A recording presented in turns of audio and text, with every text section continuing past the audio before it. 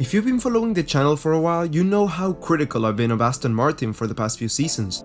When they first announced they were taking over Racing Point, everyone was saying they would challenge for the title right away, and I called their bluff. When their 2022 car was announced, I was quick to say that, while the paint looked amazing, the car underneath was certainly lacking some inspiration.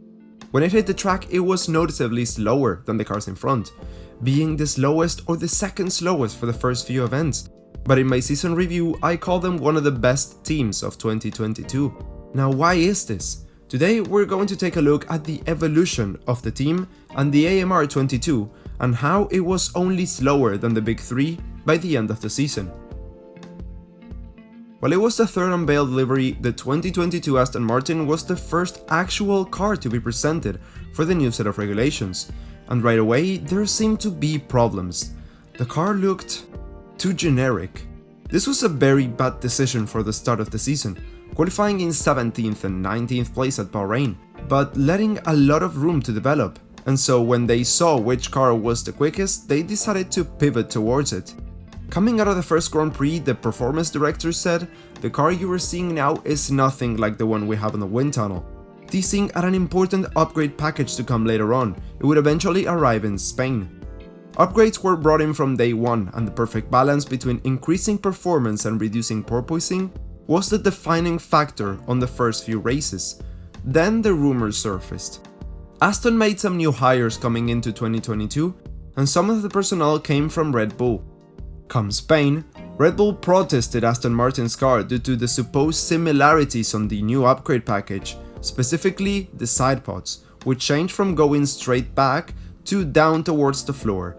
Technical director Andrew Green suggested this was insane, seeing as the upgrade package was in development since before Red Bull even unveiled the car, and that this was just a similar development path due to the knowledge retained from the new staff members.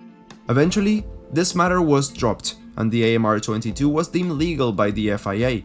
By this point in the season, they were sitting in 9th place in the Constructors' Championship. Since then, they became the 6th fastest car on the grid. The problem lies that 11th and 12th place don't get any points, so the ascent was slow. They were second to last in the standings, while scoring in 9 of the next 10 events. After that, it became routine to see Astons in Q2 and sometimes even in Q3. More upgrades kept on coming and they were no longer playing catch-up, but they were innovating, as seen with the resurfacing of the rear wing end plates. Banned for 2022 but reinterpreted in a very clever way. Introduced in Hungary and refined for Singapore, this gave the car a lot more drivability. And since that race, they became real contenders for the 4th fastest car and started climbing positions in the championship like crazy. This brought Vettel's motivation up, which led to a positive feedback loop within the team. Between Singapore and the USA, they finished 6th and 8th twice, and they closed off the season with a double points finish in Abu Dhabi. In the end, they were tied on 55 points with 6th place Alfa Romeo, and were on average 0.01% faster than Alpine since Belgium. Coming into 2023, they have an entirely new philosophy in mind, and they started development on that car many months ago.